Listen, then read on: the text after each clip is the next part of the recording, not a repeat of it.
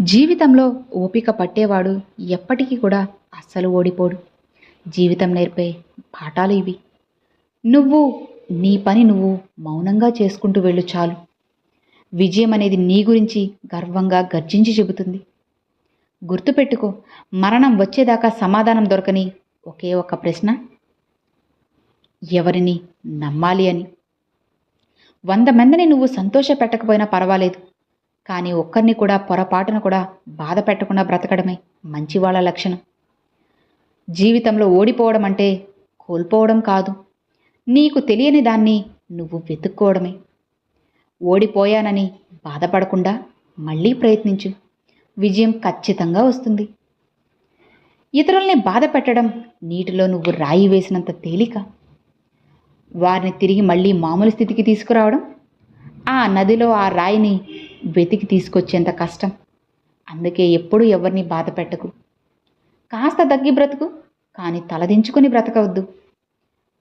గుర్తుపెట్టుకోవాలి, ఈ ప్రపంచంలో ఏది పగిలినా సరే శబ్దం చేస్తుంది, కాస్తైనా చేస్తుంది, భయంకరంగా చేస్తుంది. కానీ ఒక్క మనసు పగిలినప్పుడు మాత్రమే మౌనంగా అలానే మిగిలిపోతుంది. అత్యంత కఠినమైన జీవిత సత్యం ఏంటో తెలుసా? ఎవరి మనసు అయితే మంచిగా ఉంటుందో ఇక వాళ్ళ తలరాత అంత చెడుగా ఉంటుంది. నేను గెలుస్తాను అనే నమ్మకాన్ని మోసుకుంటూ వెళ్ళేవారికి దూరం అనేది ఎంతైనా కానీ అది అస్సలు వాళ్ళకి భారం అనిపించదు కదా. పరిగెత్తుదాం పరిగెత్తుదాం అని అనుకున్న ప్రతిసారి ఏదో ఒకటి నిన్ను పట్టి వెనక్కి లాగుతుంటూ ఉంటుంది. అది మరెవరో కాదు, నీ రూపంలో ఉన్న నీ బలహీనత అయి ఉంటుంది. కాబట్టి నీ బలహీనతలను ఒక్కసారి నువ్వు పరిశీలించుకో. జీవితం ఒక యుద్ధ భూమి, అందులో నువ్వు పోరాడితేనే కదా గెలిచే అవకాశం ఉంటుంది. అలా కాకుండా అలానే నిల్చుంటే ఓటమి నీ సొంతమవుతుంది. నీ గొప్పతనాన్ని నిర్ణయించేది కేవలం నీ గుణం మాత్రమే, ఇంకేదీ కాదు. తాలిని బరువుగా భావించే ఏ స్త్రీ కూడా సంసారానికి అస్సలు పనికిరాదు. అలానే భార్యను బానిసగా భావించే ఏ మగవాడు కూడా సమాజానికి అస్సలు పనికిరాడు. బానిసత్వానికి పూర్తిగా అలవాటు పడ్డవారు తన బలాన్ని ఎప్పుడూ ఎక్కడా కూడా అస్సలు గుర్తించలేరు. ఒక ఈక ఊడిందని ఎగిరే పక్షి ఆగిపోతుందా? అలానే ఎవరో నీతి లేని వాళ్ళు నిన్ను ఒక మాట అన్నారు అని నీ పైన ఆపేస్తే ఎలా చెప్పు? తుమ్మ చెట్టు ఎంత ఎత్తు ఎదిగినా సరే మనం తులసి చెట్టునే కదా పూజిస్తాం. చెడ్డవాడు ఎంత గొప్పవాడైనా ఎంత ఎత్తుకు ఎదిగినా కూడా గొప్ప మనసున్న మంచి వాళ్ళనే మనం గౌరవిస్తాం. మనం చేసిన మంచిని మరుక్షణమే మనం మర్చిపోవాలి. మనకు మంచి చేసిన మనిషిని మరణించే క్షణం వరకు ఖచ్చితంగా మనం గుర్తుపెట్టుకునే తీరాలి. ఈ ప్రపంచంలో చెడ్డవాళ్ళని కనిపెట్టడం చాలా కష్టమైపోతుంది. ఎందుకంటే చెడ్డవాళ్ళు మంచి వాళ్ళ కంటే ఇంకా మంచిగా తెలివిగా నటిస్తున్నారు కాబట్టి. గతం గురించి నువ్వు ఆలోచించి ఆలోచించి భవిష్యత్తును పాడు చేసుకోవడం మూర్ఖుల యొక్క లక్షణం. ఓపిక పట్టేవాడు ఎప్పుడూ ఓడిపోడు. ఒక్కసారి నువ్వు కాస్త ఓపిక పట్టి చూడు, నీ జీవితం నీకు చాలానే నేర్పుతుంది. అసలు పూర్వపు రోజుల్లో మనుషులు రాళ్లతో నిప్పు పుట్టించేవారట. మరి ఇప్పుడు ఏకంగా మాటలతో తగలెట్టేస్తున్నారు. ఏంటో ఈ జనం ఇలా ఉన్నారు. తీయటి నీరు నింపుకున్న బావి మాత్రం చాలా మౌనంగా ప్రశాంతంగా ఉంటుంది. అదే ఉప్పు నీటితో ఉన్న సముద్రం ఎప్పుడూ గర్జిస్తూ ఉంటుంది.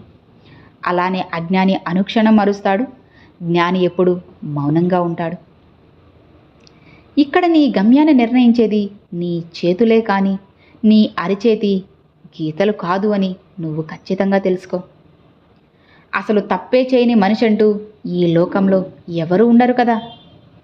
కేవలం తను చేసిన తప్పును సమర్థించుకునేవాడు మూర్ఖుడు. ఇతరుల తప్పును వేలెత్తి చూపేవాడు అత్యంత మూర్ఖుడు.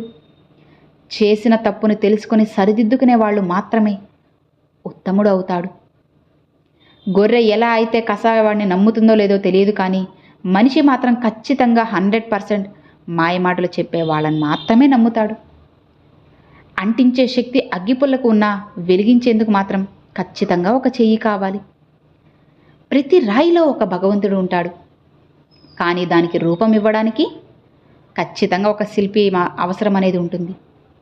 అలానే మనిషి తనని తాను నిరూపించుకోవడానికి ఒక అవకాశం అనేది ఖచ్చితంగా కావాలి. ప్రతి సమస్యకు కూడా ఒక పరిష్కారం, ప్రతి నీడకి ఒక వెలుగు, అలానే ప్రతి బాధకి ఒక ఓదార్పు. ఇవన్నీ ఉన్నట్టే భగవంతుడి దగ్గర ఎప్పుడూ ఇలాంటిది ఒకటి ఉండే ఉంటుంది. ఏ క్షణం నమ్మకాన్ని కోల్పోకు. ఒక ఆలోచన మనల్ని అస్సలు నిద్రపోనివ్వడం లేదు అంటే అది నువ్వు సాధించాల్సిందైనా ఉండాలి, లేదా నిన్ను బాగా బాధ పెట్టేదైనా ఉండాలి. నిన్ను ఒకరు పొగిడి పొగిడి నాశనం చేస్తున్నారు అంటే నీ మంచి కోరి ఎవ్వరూ నీ దగ్గరికి రావడం లేదు అని తెలుసుకో. ఎవరైతే నువ్వు చెడు చేస్తున్నా నిన్ను పొగిడి మరీ పైకి అందరం ఎక్కిస్తున్నారు అంటే వాళ్ళు నీ నాశనం కోరుతున్నారు అని నువ్వు తెలుసుకో. కాస్త జాగ్రత్తగా ఉండు. నీ నోటి నుంచి మాట్లాడే మాట జాగ్రత్త, దాచుకోలేని ప్రేమ జాగ్రత్త, అనవసరమైన కోపం జాగ్రత్త, మళ్ళీ రాని ఇప్పుడు ఈ క్షణం జాగ్రత్త. నీ కష్టం నువ్వు ఎలా బ్రతకాలో నేర్పిస్తుంది, మరి నష్టం ఎవరిని నువ్వు నమ్మాలో నమ్మకూడదో తెలుస్తుంది. 10 మంది మన గురించి మంచిగా అనుకుంటే ఆ సంతోషం ఎంతకాలం ఉంటుందో అస్సలు తెలియదు. కానీ ఒక వ్యక్తి మన గురించి చెడుగా అనుకుంటే మాత్రం ఆ బాధ అనేది జీవితకాలం వెంటాడుతూ ఉంటుంది. నీకు కావలసిన దాన్ని పొందడం కోసం కొన్ని నువ్వు వదులుకున్నా పర్వాలేదు, కానీ కాలంతో పయనించే నీ జీవితాన్ని మాత్రం నువ్వు ఎప్పటికీ కోల్పోవద్దు. నువ్వు పడుతున్న బాధలు ఎవరికీ అవసరం లేదు. నీ కనుల వెనుక ఉన్న కన్నీళ్లు ఎవరికీ పట్టవు. నీ మనసుకైన గాయాలు అసలే ఎవరికీ అవసరం లేదు. కానీ నీ వల్ల ఒక్క తప్పు జరిగితే మాత్రం 100 నోర్లు మాట్లాడతాయి. ఏంటో ఈ జనం, అదే జీవితం.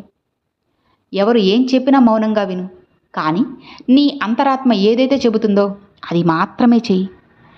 ఎందుకంటే మనస్సాక్షిని మించిన గురువు, మంచి గురువు ఈ ప్రపంచంలో ఎవ్వరూ లేరు. నీ జీవితంలో నిన్ను ప్రేమించే మొదటి వ్యక్తిగా ఎప్పుడు నువ్వే ఉండాలి. ఎందుకంటే ఎవరికైనా స్థానం ఇచ్చావా తర్వాత నువ్వే బాధపడాల్సి వస్తుంది. కాబట్టి ముందు నిన్ను నువ్వు ప్రేమించుకో. తరువాత నువ్వు ఏ పని చేసినా ఖచ్చితంగా సక్సెస్ సాధిస్తావు. నువ్వు ప్రయాణించే జీవన మార్గం మరొకరు అనుసరించేదిగా ఉండాలి.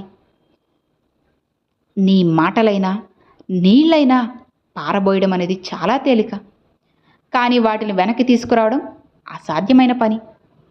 అందుకే మాటల విషయంలో ఆచితూచి మాట్లాడండి. మనం సంతోషంగా ఉంటే మనం ప్రేమించిన వాళ్ళు గుర్తొస్తారు.